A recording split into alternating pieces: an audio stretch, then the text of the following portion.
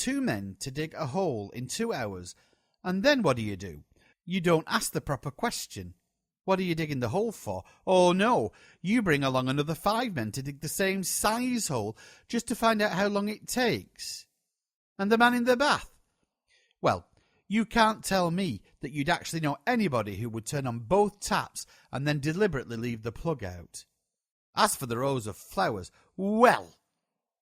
Anna never had any difficulty separating the idea of 6 in 6 apples and applying it to 6 buses. 6 was simply this amount of that, but even this didn't exhaust the content of 6. It wasn't until Anna came to grips with shadows that things really got underway. Strange, too, when you consider that a shadow is more or less the absence of something. Anyhow, shadow started a chain reaction and she took off in every direction all at once. To while away the long winter evenings, we had a magic lantern, a fairly large number of funny slides that weren't funny, and about the equal amount of educational slides that weren't educational. Unless, of course, you were interested in the number of square feet of the glass of Crystal Palace, or you wanted to know for some strange reason the number of blocks of stone used in the construction of the Great Pyramid. What was both funny and educational, although I didn't know it at the time, was a lit-up magic lantern with no slides in it. It was funny because when you put your hand in front of the beam, it cast a shadow on the screen. Well, actually a bedsheet that was hung up on the wall. And it was educational because it brought forth 3 extraordinary ideas. Anna's request, "Please can I have the lantern on?" always prompted me to ask, "What do you want to see?" As likely as not, her reply would be, "Nothing, I just want it on." I was more than a little concerned, for she would sit there and stare at the rectangle of light. For a long time she would just sit and stare, unmoving. I was torn between breaking this hypnotic trance that she seemed to have got into and waiting to see what it was all about. This looking at the rectangle of light went on for about a week or so. After what seemed to be a lifetime of agony, she spoke. "Finn, hold the matchbox in the light." I went forward, matchbox in hand, and held it in the beam of light. The screen filled with the black shadows of the hand and the matchbox. After a long and careful scrutiny, she exclaimed, "Now a book." I dutifully produced a book and held it in the beam. Again, this breath-holding look. About a dozen or so various objects were placed in the beam before I was bidden to turn it out. Sitting on the table, with the gaslight full on, I waited for an explanation. But nothing came. My patience cracked wide open, and I asked, in as unconcerned a voice as I could manage, "What you cooking up, Titch?" Her face pointed in my direction, but her eyes were somewhere else. "It's funny," she murmured. "It's funny." Sitting there looking at her, I had the queerest feeling that some inner part of her was slowly, so very slowly, turning on its axis.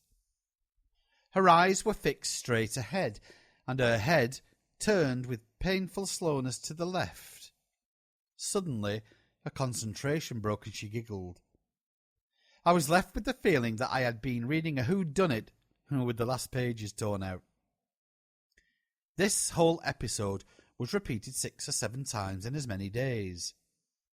In all other ways, she was still her exciting, fun-loving self. For me, it was a nail-biting and rather anxious time. It was on the 5th or maybe the 6th repeat that she asked for a sheet of paper and requested that it be pinned onto the screen. This I did.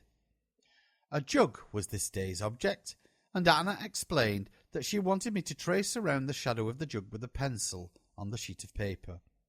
So there I was, standing with a jug in one hand and a pencil in the other. I couldn't make it. I was about 2 feet short of the screen.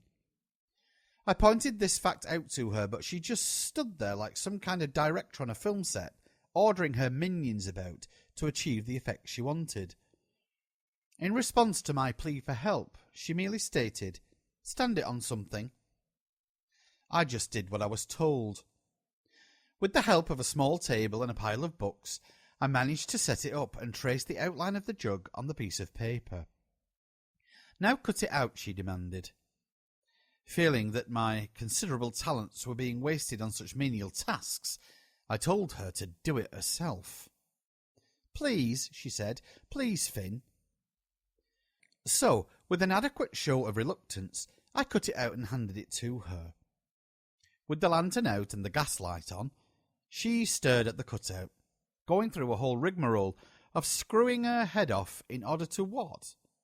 Whatever it was seemed to satisfy her, for she nodded, got up and placed the cutout on the pages of the concordance. The next night produced 3 more cutouts, and I was still none the wiser. I didn't know at the time, but Anna had solved her problem. Not a sign, however, not a sign hinted at the solution.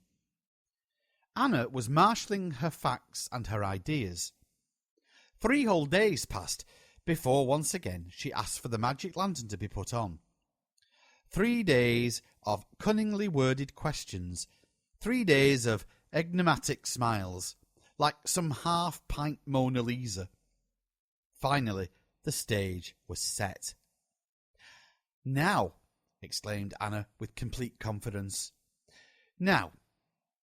The 4 cut-out figures were taken from the book and placed on the table. "Finn, hold this one up for me." I held the cutout in the beam of light. What did she want a shadow of a shadow for, I wondered. "No, not that way. Hold it perpendicular to the sheet." "Right-y-are," I replied, holding the paper shadow perpendicular to the sheet. "What do you see, Finn?" I turned to her. Her eyes were screwed tight shut. She wasn't looking. "A straight line." "Now the next one." I held the next cutout perpendicular to the screen. "What do you see now?" "A straight line." The third and the fourth also gave straight lines. Anna had established the fact that any object, whether it be a mountain or a mouse, Petunia or King George himself, produced a shadow. Now if we hold this shadow perpendicular to the screen, then all the shadows of all the objects produced a straight line. But there was still more to come. Anna opened her eyes and looked hard at me. "Finn, can you hold a line perpendicular to the screen? In your head, I mean. What would you see, Finn? What, eh?" "A spot," I answered.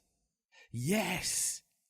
Her smile was brighter than the beam from the magic lantern. "I still don't get what you're on about." "That's what a number is." I suppose the nicest compliment ever paid to me was Anna's silence. Because that silence I interpreted as, "Well, you've got the intelligence to finish it off yourself, so get on with it." I did. Mind you, my mental gymnastics always ended up with, "Do you mean that—" It did this time. I started off. "Do you mean to say that—" What she meant to say was this. If a number, say 7, could be used to count things as diverse as banknotes and babies, books and bats, then all these diverse things must have something in common, some common factor, unnoticed and unattended to. So what could it be? Things had shadows. Having a shadow was a positive indication that something existed. A shadow lost you many of the things that you couldn't count, like redness and sweetness, and that was good, but it left you with shapes, and shadows had still got too much information attached to it. Since shadows were different, you obviously had to lose some more information. Now, since a shadow lost you a lot of useless information, then it was reasonable to suppose that the shadow of a shadow would lose you some more, and so it did. And only if you held the shadow perpendicular to the screen and then all the shadows became the same, straight lines. The fact that all these straight lines were of different lengths was something else she didn't want. But the solution was easy. Simply make all the straight lines cast a shadow, and there you are. What all these diverse things had in common, the only thing you really counted with, a number, was the shadow of the shadow of a shadow, which was of course a dot. Every scrap of uncountable information had been lost by this method. There it was. This is what you counted. Having reduced all the multitude of things to a common essence, i.e. the dot, the thing that you really counted, Anna proceeded to unwind things again. With a pencil in one hand, she plonked a dot on the clean sheet of paper. "Ain't it wonderful, Finn?" she said, pointing to the dot. "That might be the shadow of a shadow of a shadow of me, or a bus, or anything. It might be you."